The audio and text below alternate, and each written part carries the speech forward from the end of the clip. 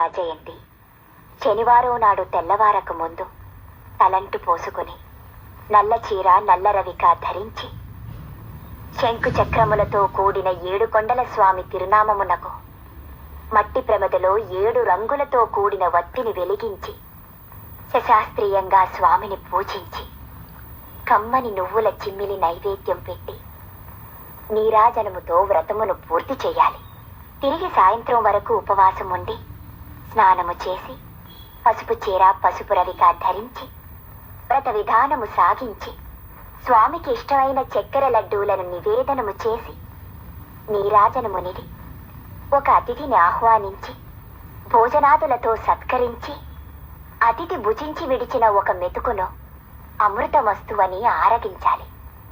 అప్పటికి ఆనాటి శనివార వ్రతం పూర్తవుతుంది. ఈ విధంగా 7 శనివారములు వ్రతమును చేసినచో ఉద్దేశించిన సత్ఫలమును పొందగలరు.